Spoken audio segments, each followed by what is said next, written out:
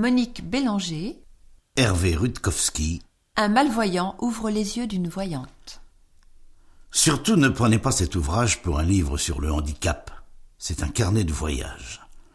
Vous marchez à côté d'Hervé et Monique, vous êtes assis avec eux à la terrasse d'un café, vous ressentez leurs impressions, leurs étonnements, leurs peurs, leurs questions, et vous suivez leur cheminement quasi initiatique à travers le monde, pas meilleur ni moins bon qu'un autre, mais tellement méconnu de la malvoyance. Car si chacun sait ou croit savoir ce qu'est la cécité, la malvoyance est une grande inconnue. Elle n'a pas de véritable représentation dans la conscience du grand public.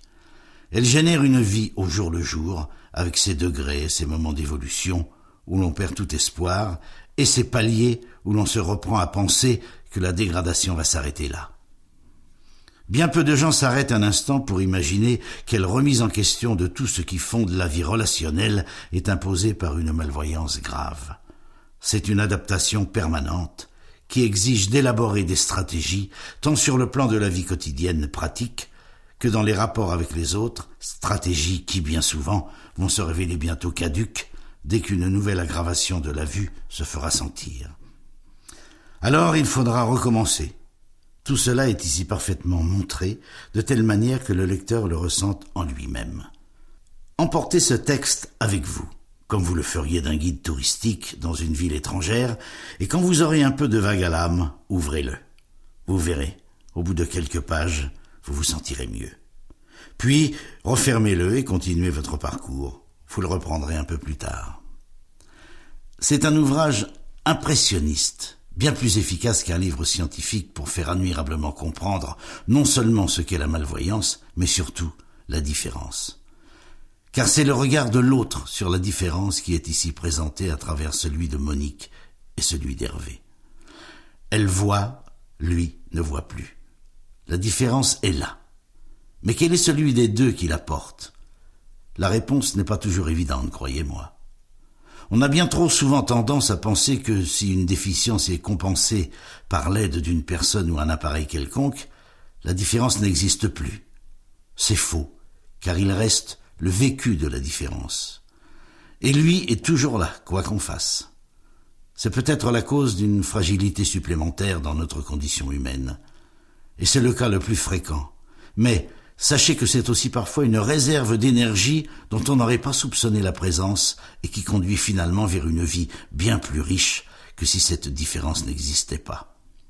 Mais pour y parvenir, il faut absolument que chacun, vous tous, sache vraiment ce qu'est vivre la malvoyance. Et puis, bien malin qui affirmerait qu'il n'aura pas un jour à affronter une telle situation. Il y a plus d'1,5 million de malvoyants graves en France. Cet ouvrage n'est pas un livre triste, bien au contraire. Et de plus, c'est une mine incroyable de renseignements pratiques qui en fait un vade-mecum que tous ceux qui sont concernés par la malvoyance devraient garder près d'eux. Dans la nombreuse littérature parlant du handicap, cet ouvrage manquait.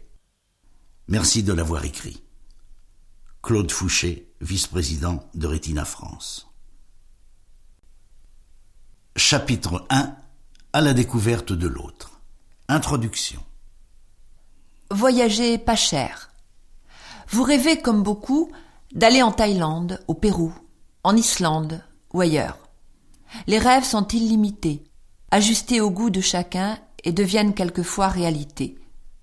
On se retrouve dans un pays inconnu, à la découverte de paysages époustouflants, d'animaux fascinants, d'architectures impressionnantes, de coutumes surprenantes, voire déconcertantes, mais toujours enrichissantes. Ces nouveautés nous montent au cerveau, nous enivrent. Un vent d'optimisme nous habite. Tout est beau, tout est intéressant. On pousse le rêve à vouloir vivre dans ce pays, comme si la vie y était plus facile, plus agréable, sans réaliser qu'on y passe en touriste et qu'en fait, on rêve de vacances prolongées. Illusion. Certains, n'ayant pas la chance d'entreprendre de tels voyages, se laissent bercer par les souvenirs des autres et sont déçus de rater tout cela. Pourtant, il y a d'autres façons de voyager. La lecture, le cinéma, les musées. La découverte, dans son propre pays, de cultures originales. La rencontre de gens différents.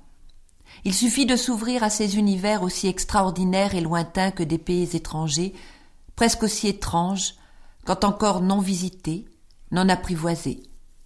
Qu'on s'intéresse aux personnes d'origine maghrébine, vietnamienne, polonaise ou italienne, qu'on s'intéresse aux artistes quand on ne l'est pas, aux scientifiques quand leur jargon nous paraît hermétique, ou aux personnes handicapées qui semblent si différentes de nous. Le voyage promet d'être inoubliable. Les sensations aussi euphorisantes que celles données par l'air de contrées exotiques et l'enrichissement garanti, le dépaysement assuré ou argent remis. Tout cela sans traverser le mur de l'illusion en vous disant que vous êtes bien chez vous, convaincu que votre vie n'est pas si mal que ça, chacun la sienne, avec ses défis propres. Alors, lancez-vous, ouvrez-vous à de nouveaux horizons. Étonnamment, vous verrez les aveugles qui jusque-là étaient cachés dans un monde invisible à vos yeux. Invisible, soit parce qu'ayant du mal à s'intégrer dans notre monde, ils vivent à l'ombre de celui-ci, enfermés chez eux, en famille, où tout est plus simple, plus rassurant, se limitant à fréquenter des gens du monde des handicapés, à s'y reclure comme dans un ghetto où ils vivent entre eux. Invisible, soit parce que se débrouillant tellement bien, vous ne vous êtes pas aperçu de leur présence dans la rue. Vous ne vous êtes pas rendu compte non plus de tous les efforts qu'ils font pour aller vers le monde dit normal, de toutes les mains tendues vers vous. Monique. Les auteurs vous saluent.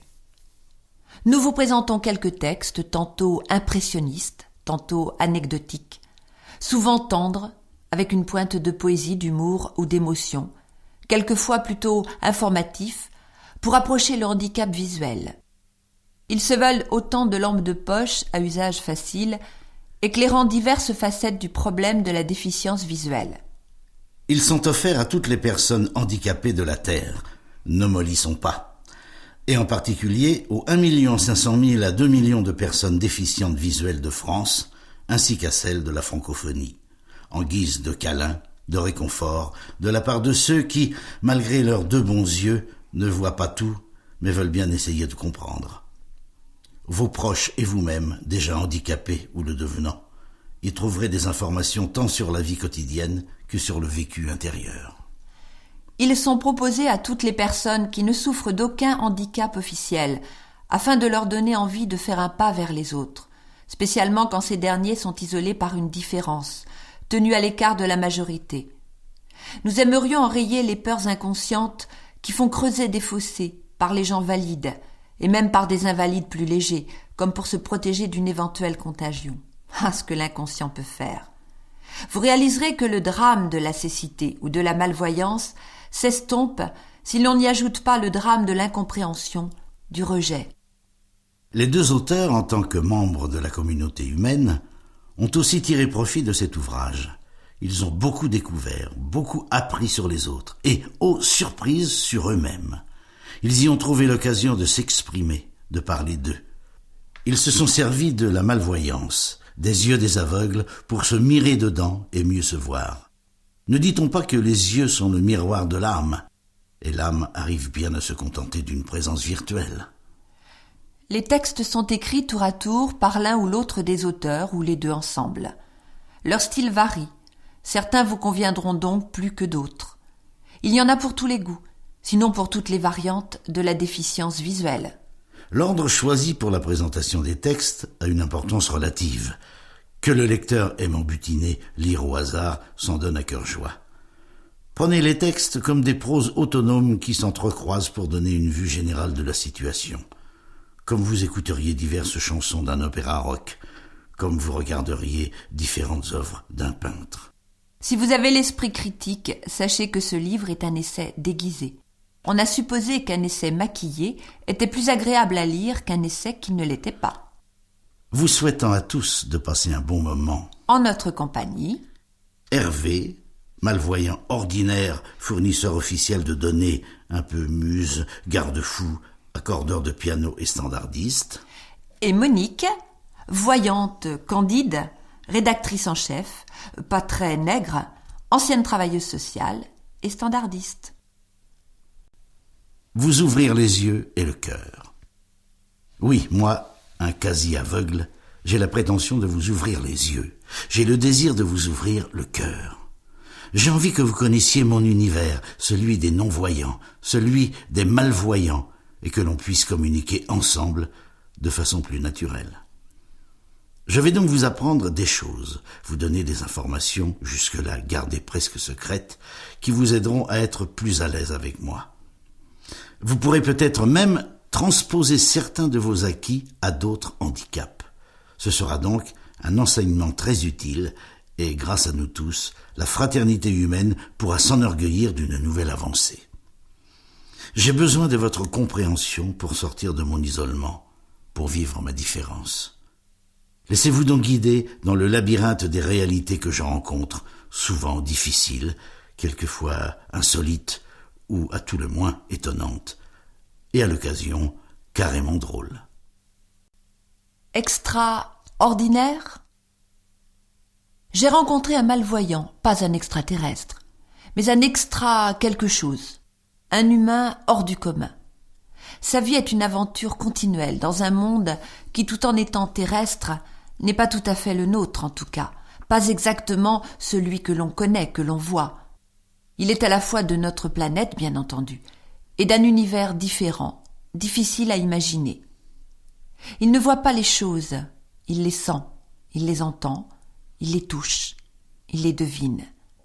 Il voit autre chose, il voit différemment. Notre monde est complexe, dangereux, rempli de pièges, pensé en fonction de personnes ayant une bonne vue. Quand on est handicapé visuel, il faut user d'astuces, de méthodes spéciales, de précautions pour s'y retrouver.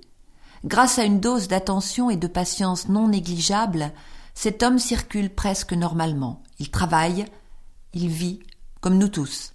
Il mange, il dort, il se lave, il s'habille, il rit, il pleure, il fait l'amour. Vous vous en doutiez évidemment. En rencontrant Hervé, ce fut pour moi aussi le début d'une aventure imprévisible. Là où il n'y a pas le regard, d'autres sens prennent le relais. L'écoute est reine et le cœur est à l'honneur. On ne voit bien qu'avec le cœur, l'essentiel est invisible pour les yeux, dit Antoine de Saint-Exupéry. Puis, il y a simplement et fantastiquement une personne à découvrir. Quelques éléments de ma vie en guise de poignée de main. À l'heure où je vous parle, au début de l'écriture de cet ouvrage, en 1998, j'ai 32 ans. Je suis né en Normandie et j'ai eu ce qu'on appelle communément de bons parents. J'ai un frère aîné, aussi malvoyant, qui a une capacité visuelle largement supérieure à la mienne et qui est marié à une personne malvoyante. J'ai fréquenté l'école ordinaire jusqu'à l'âge de 16 ans, moment où je suis parti vers une école spécialisée. À ma naissance, ma vue était d'environ 2/10. Maintenant, elle est de 1/50. Enfant, je distinguais donc les traits et les expressions des gens. Je me rappelle d'ailleurs les visages familiers. Je voyais la brume, les nuages, l'herbe longue, parce que plus touffue, prête à la tonte. Je retrouvais sans problème le râteau nécessaire pour ramasser cette herbe coupée ou à l'automne les feuilles mortes.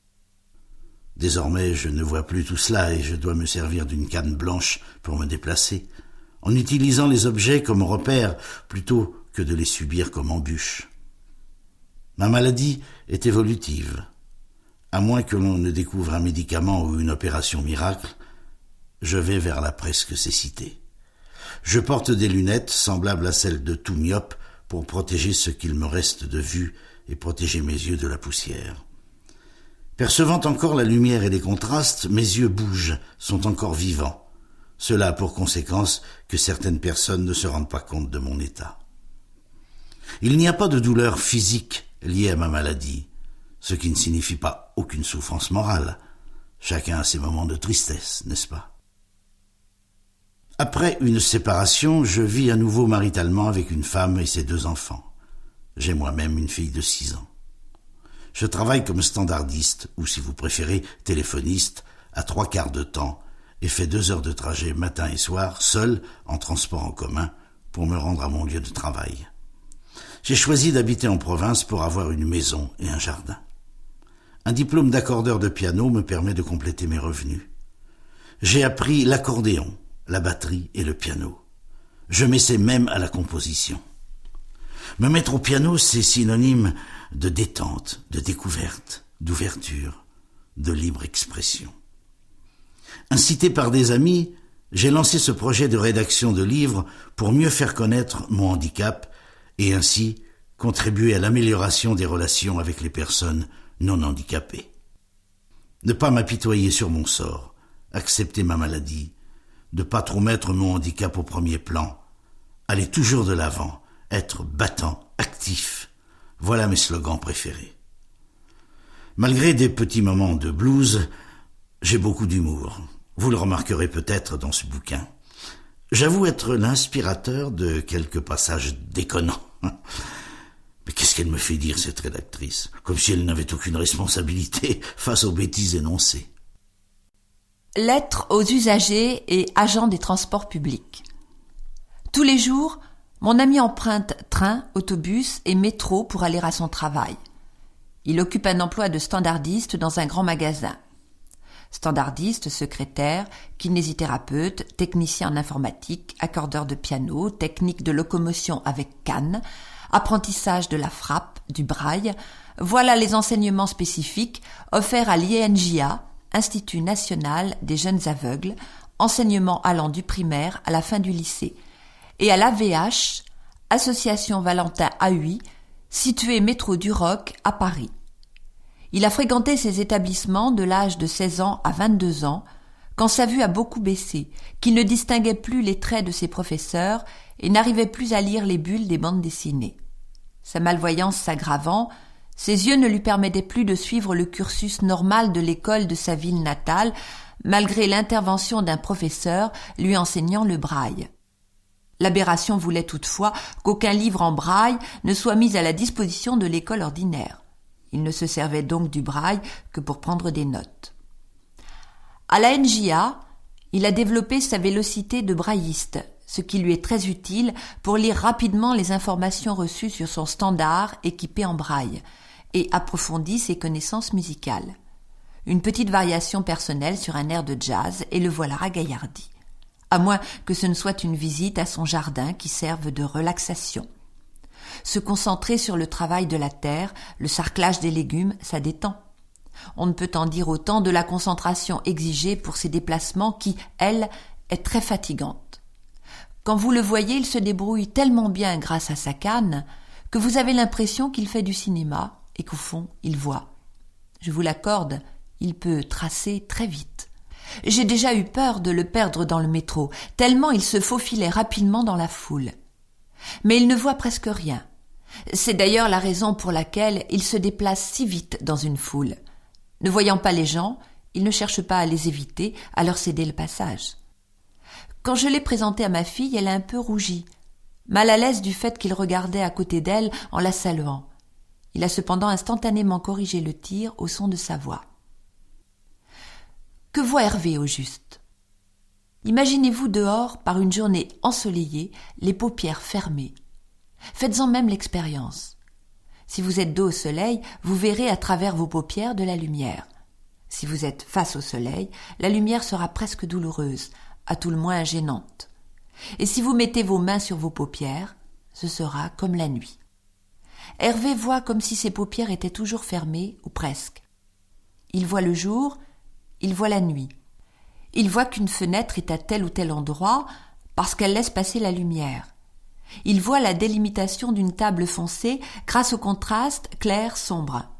Il distingue l'as de pique par la nette opposition noir-blanc. Par contre, pour un texte, même écrit en caractère 18, il ne verra qu'une suite de lignes noires. C'est tout. Mais comme il le dit lui-même, c'est déjà beaucoup. C'est ce que l'on appelle l'art de se contenter de peu. Sa maladie, une rétinite pigmentaire, est évolutive, ou si vous préférez, dégénérative. Il peut devenir presque aveugle, ne plus entrevoir qu'un filet de lumière.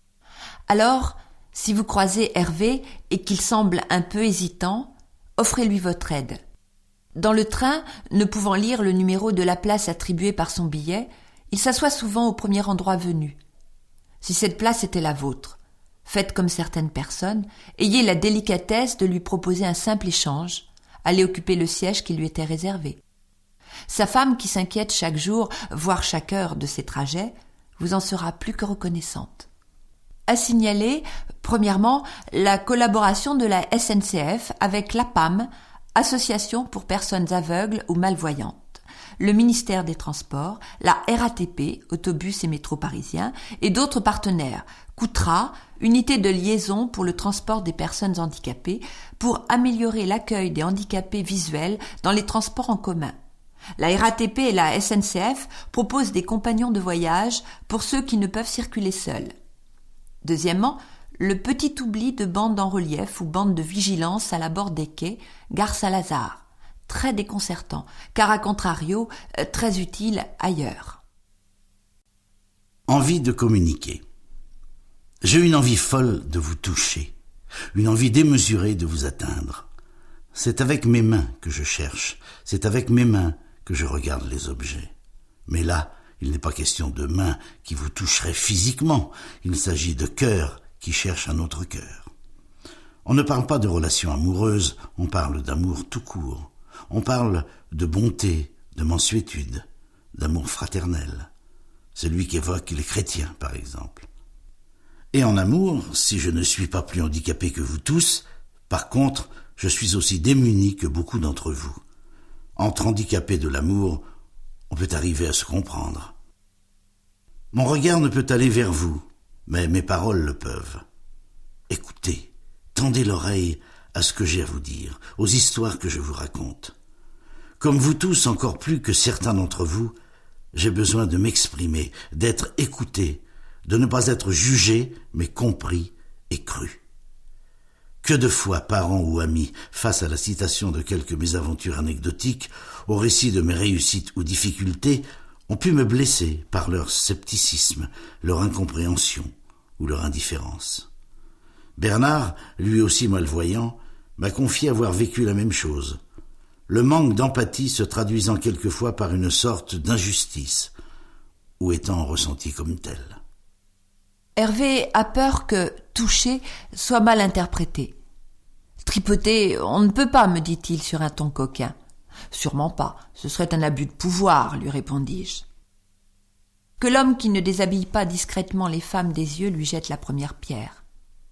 Hervé ne peut se payer ce plaisir si courant, que l'on trouve même innocent. Que l'homme qui au printemps n'est pas handicapé à la vue des jambes ou des poitrines dévoilées des femmes, que celui qui ne s'est jamais payé un torticolis lors du passage des majorettes ou celui d'une drag queen lève la main. Jamais Hervé ne se cassera le cou à courir après les jambes d'une belle femme. Jamais une femme n'aura l'obligation de s'habiller à l'islamique pour éviter la convoitise de son regard masculin. Peut-on pour autant parler de chance ? Pour être plus sérieux, sachez que le handicapé visuel sait avoir un comportement social, civilisé. Il sait que toucher les gens avec les mains ne se fait pas. On est assez coincé, cela aurait une connotation sexuelle. On vit dans une culture où l'on ne se touche pas, où l'on garde nos distances. Bien que les embrassades à la française soient plus chaleureuses que les salutations à l'américaine, on est loin d'être aussi empressé que les Africains. Eux n'hésitent pas à prendre Hervé par la main pour l'aider à traverser une rue. Ils sont en général d'ailleurs très serviables. Est-ce leur propre différence et l'exclusion qui s'ensuit qui les rend plus sensibles à la différence de la personne handicapée ? Alors que ceux qui ont encore l'image véhiculée par un certain cinéma à préjugés, autant ancien que ridicule, suggérant que l'aveugle est un obsédé sexuel, aille se rhabiller. Obsédez vous-même. L'aveugle, dans une relation, se retrouve comme le valide lors d'une relation téléphonique. Ce dernier ne demandera pas à son interlocuteur s'il est beau, blond ou gros. Il se contentera d'identifier la personne à la voix, sans voir ni toucher, évidemment, et inconsciemment imaginera un physique qui semble aller de pair avec cette voix. Qui n'a jamais eu un mouvement de surprise lorsqu'il a ensuite rencontré en personne cet interlocuteur ? Le seul avantage du handicapé visuel par rapport au valide en conversation téléphonique, c'est qu'en présence d'une personne, il peut dire sa taille, selon la hauteur d'où la voix arrive. Si on ne lui dit pas comment est la personne, si on ne se présente pas en pensant donner quelques détails sur notre physique, il passera sa vie à nous imaginer autre que ce que l'on est. Il peut ainsi voir la vie en rose et n'imaginer que du beau monde. Mais ne soyez pas dupes. Hervé, comme ses amis non-voyants, sait très bien voir, sentir la laideur, la misère du monde. Je vous parle pour vous toucher. Je vous écoute pour vous regarder. Je touche pour voir. Pouvez-vous voir ce dont j'ai besoin? Sentez-vous mon désarroi? Pouvez-vous entendre mes espoirs? Bien sûr que vous pouvez voir, entendre, sentir. Il ne vous manque aucun sens. Vous n'avez qu'à utiliser la clé cachée dans votre cœur et ouvrir vos portes à un monde différent. Vous n'avez qu'à utiliser vos diverses antennes à leur maximum pour capter les informations venues d'un autre univers, le mien. Vous n'êtes pas plus extraterrestre que moi. Essayez donc de ne pas être trop dans la lune. Ouvre-moi ta porte. Au clair de la lune, mon ami Pierrot, prête-moi ta plume pour écrire un mot. Ma chandelle est morte, je n'ai plus de feu. Ouvre-moi ta porte pour l'amour de Dieu. Hervé est musicien, mais il n'aurait jamais eu l'idée d'écrire cette chanson. Qu'il ait à sa disposition la meilleure plume qui soit, ainsi qu'un bon éclairage, ça ne l'aidera pas à écrire avec la méthode traditionnelle, celle des voyants, que les déficients visuels appellent le noir. Les voyants, c'est vous, c'est moi. Pas au sens de voyance, juste au sens de ayant une vue normale. Si l'envie lui prenait d'écrire un mot, c'est d'un poinçon qu'il aurait besoin et de papier braille, ou de tout autre matériel plus évolué, plus moderne. Pour communiquer, il serait peut-être plutôt tenté par le support cassette, plus universel, plus accessible aux voyants, parce que, il faut bien l'avouer pour les valides, le braille, qui est fait de bosses blanches, c'est aussi compliqué que le chinois, bien que le principe soit très simple et très logique. Il est évident qu'il ne pourra lire ce texte à moins qu'il ne se serve d'un appareil à 25 000 francs, soit 4 000 €, machine à lire, décodeur vocal du langage du monde ordinaire, des écrits en noir, ou bien d'un scanner relié à un ordinateur avec logiciel vocal ou braille, 12 000 à 60 000 francs, soit entre 2 000 et 10 000 €. Et même s'il avait les moyens de s'offrir ce genre d'appareil, ça ne lui dirait pas les diverses polices de caractères utilisées, ni les mots en gras ou soulignés. De plus, les scanners et lecteurs vocaux sont limités lorsque le texte en noir comporte des graphiques ou lorsque la photocopie est de mauvaise qualité. Claude, ayant beaucoup de textes à étudier pour son travail de représentant syndical, doit demander à 2 ou 3 personnes différentes de les lui lire. Ceci afin de ne pas être tributaire de l'intonation et interprétation d'un seul lecteur et aussi pour arriver à tout mémoriser. Ensuite, il se fait des fiches, en braille abrégé, comme aide-mémoire. Donc, les seules idées de ce texte qui feront référence au vécu d'Hervé, de toute autre personne aveugle ou très malvoyante, ce sont « Mon ami, ouvre-moi ta porte » au nom de l'amour. Pour lui comme pour nous, l'ami peut porter n'importe quel nom, et le mot Dieu peut être remplacé ou ignoré. Ce qui importe, c'est qu'on lui ouvre la porte. Oui, vous, oui, moi.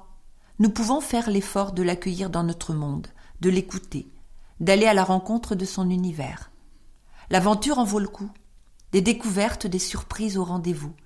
Un peu de cet amour à partager, un être humain à connaître, à comprendre. Que l'on soit gaucher parmi des droitiers, jaune parmi des blancs, homosexuel parmi des hétérosexuels ou déficient visuel parmi des voyants, malgré la différence, nous sommes tous des humains, des enfants de la vie. Et nous avons tant en commun, à commencer par la vie et l'envie de la vivre pleinement. Chapitre 2. On commence enfant. Éducation. Aider ou pas? Hervé étale la confiture sur son pain, de la confiture de myrtille. Oh, il se débrouille bien pour quelqu'un qui ne voit pas. Aucune tache bleue sur ses doigts ou ailleurs. Je le guide un peu, lui dis que la confiture est restée en bonne partie dans la cuillère. Il devra cependant se contenter d'une tartine à moitié garnie. J'aurais pu tartiner le pain à sa place, comme je pourrais lui prendre le bras pour marcher et lui éviter la canne. Mais je n'ose pas. J'hésite entre le materner ou lui laisser son autonomie, sa fierté, sa dignité. Le deuxième choix l'emporte, car je n'ai pas encore trouvé la bonne façon d'aider, celle qui ne crée pas de dépendance inopportune, envahissante, handicapante. celle qui ne ressemble pas à de la condescendance, à de la pitié, à de la mauvaise charité, celle où, plus ou moins consciemment, on fait sentir à l'autre ses manques, notre soi-disant supériorité, quand lui ne nous fait nullement sentir les nôtres. Si vous me voyez avec Hervé, sachez que mon attitude n'est pas du je m'en foutisme. C'est de la considération, du respect, presque de l'admiration. Mais peut-être que j'en fais trop, à justement ne pas vouloir trop en faire. Et peut-être pas. J'ai peu tartiné pour mes propres enfants, moi je tartine du papier. Et Hervé, même enfant, ne devait pas supporter que l'on fasse à sa place, que ce soit pour aller plus vite ou pour le gâter, pour adoucir ses difficultés. Il vaut mieux réserver l'aide aux moments importants, indispensables. Un jour, je me suis tout de même surprise à parler à sa place. La personne nous accueillant dans un lieu public cherchait quelqu'un du regard et, bien entendu, a trouvé le mien. Alors, j'ai expliqué pourquoi Hervé était là. Il aurait mieux valu laisser couler un moment de silence, comme savent le faire les handicapés visuels, pour passer le relais de la conversation et le laisser s'occuper lui-même de ses affaires. C'est ce que j'appelle de l'aide inappropriée, déplacée. J'essaierai de faire mieux la prochaine fois. Selon Michel, malvoyante de 69 ans, il n'est pas toujours facile d'évaluer, même pour un proche. Nous espérons que vous avez apprécié cet aperçu. Pour continuer à écouter ce livre audio sur Google Play Livres, utilisez le lien dans la description de la vidéo.